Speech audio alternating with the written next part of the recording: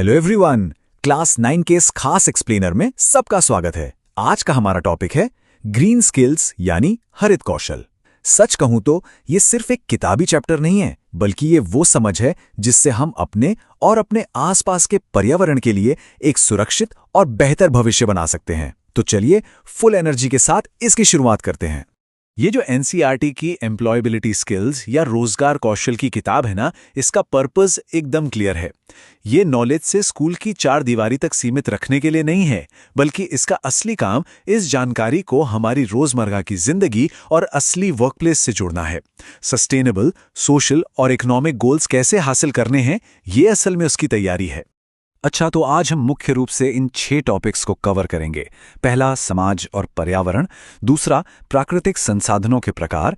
तीसरा, संसाधनों का वर्गीकरण। चौथा, मानव प्रभाव और प्रदूषण। पांचवां, ग्रीनहाउस प्रभाव। और छठा, सतत हरित अर्थव्यवस्था।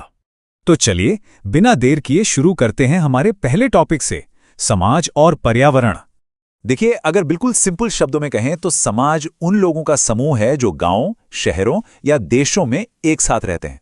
और ये समाज लगातार अपने आसपास के पर्यावरण के साथ इंटरैक्ट करता है, उसे बदलता भी है।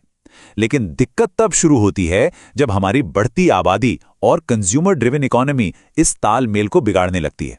इंसानों का ये अंधाधुंध दखल सच में इकोलॉजिकल बैलेंस को नष्ट करने का बड़ा खतरा पैदा कर रहा है। अब आते हैं हमारे दूसरे टॉपिक पर, प्राकृतिक संसाधनों के प्रकार। हमारी पृथ्वी हमें मुख्य रूप से ये 6 बहुत ही महत्वपूर्ण संसाधन बिल्कुल मुफ्त देती है। रहने और खेती के लिए जमीन, लकड़ी और दवाइयों के लिए जंगल, जीवन का आधार यानी पानी, खनिजों के भंडार, खाने के लिए खाद्य पदार्थ और काम करने के लिए ऊर्जा। इंसान खेती, इंडस्ट्री और यहाँ तक कि खुद को गर्म रखने जैसी बेसिक जरूरतों के लिए भी इन संसाधनों का भारी मात्रा में इस्तेमाल करता है। आगे बढ़ते हैं तीसरे हिस्से की तरफ, संसाधनों का वर्गीकरण। हमारी एनवायरमेंटल लिमिट्स को समझने के लिए ना, इन संसाधनों को इस आधार पर बांटना बहुत जरूरी है कि वो आखिर कब तक टिकेंगे। एक तरफ होते हैं नवीकरणीय यानी रिन्यूएबल संसाधन, जैसे पानी या जंगल, जो खुद को रिचार्ज कर लेते हैं और लगातार उपलब्ध रहते हैं। और दूसरी तरफ है गैर नवीकरणीय यानी नॉन रिन्यूएबल संसाधन, जैसे कोयला और पेट्रोलियम। ये लिमिटेड हैं और एक बार इस्तेमाल होकर खत्म हो गए तो इन्हें दोबारा बनने में हजारों साल लग जाते हैं। और ये बात ना इस अंतर को बहुत ही शानदार तरीके से विजुलाइज कराती है। एक तरफ वो इंडस्ट्रीज हैं जो प्रदूषण फैलाती हैं और खत्म हो जाने वाले संसाधनों पर टिकी हैं, वहीं दूसरी तरफ है हमारी क्लीन रिन्यूएबल एनर्जी प्रणालियां जो कभी खत्म नहीं होंगी। ये चुनाव हमारे भविष्य की तस्वीर साफ कर देता है। चलिए अब बात करते हैं हमारे चौथे और काफी सीरियस टॉपिक की, मानव प्रभाव और प्रदूषण। इंसान की ये 4 मुख्य गतिविधियां संसाधनों को सबसे तेजी से खत्म कर रही हैं। पहला, अतिदोहन यानी ओवर एक्सप्लॉयटेशन, संसाधनों को उनके दोबारा बनने की स्पीड से भी ज्यादा तेजी से खत्म करना।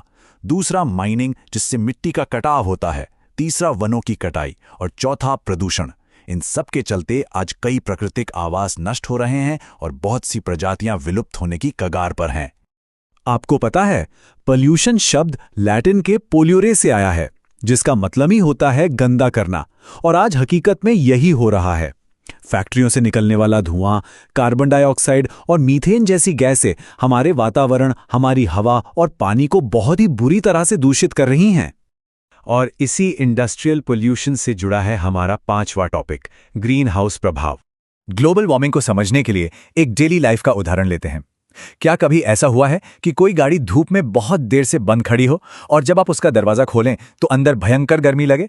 बिल्कुल यही सेम चीज हमारे पृथ्वी के साथ हो रही है। इसे ही ग्रीन हाउस इफेक्ट कहते हैं। हानिकारक गैसें पृथ्वी की गर्मी को अंतरिक्ष में वापस नहीं जाने देती, और ऊपर से जंगलों की कटाई के कारण ये गर्मी सोखने का नेचुरल सिस्टम भी खत्म हो रहा है। इसका सीधा असर हमारी ओजोन लेयर पर भी पड़ता है, जो हमें हानिकारक रेडिएशन से बचाती है। यही कारण है कि आज क्लाइमेट चेंज और प्राकृतिक आपदाएं इतनी ज्यादा बढ़ गई हैं।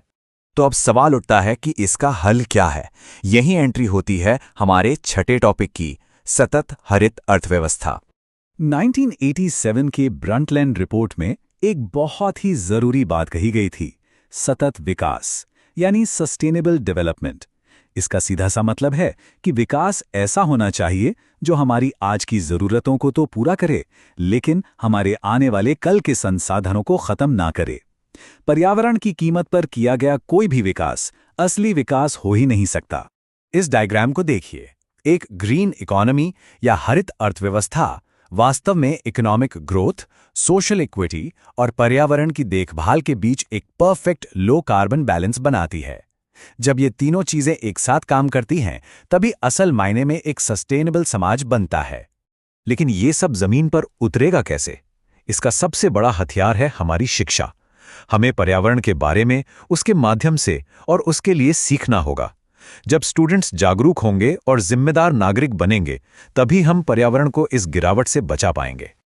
और इस एजुकेशन का असर हमारे एक्शंस में दिखना चाहिए, जैसे कि 3R का सिद्धांत: रिड्यूस, रीयूज और रिसाइकल।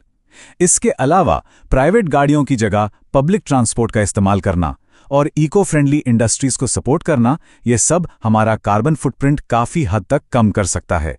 तो अंत में सोचने वाली बात यह है कि इन ग्रीन स्किल्स को अपनाकर हम सब अपने फ्यूचर और डेली लाइफ के फैसलों को कैसे बेहतर बना सकते हैं। अपनी बुक में दी गई एक्टिविटी 1 के जरिए पर्यावरण को प्रभावित करने वाले कारकों को पहचानिए और एक्टिविटी 2 से उसे बचाने के प्रैक्टिकल कदम उठाइए। शुरुआत तो आज से ही करनी होगी।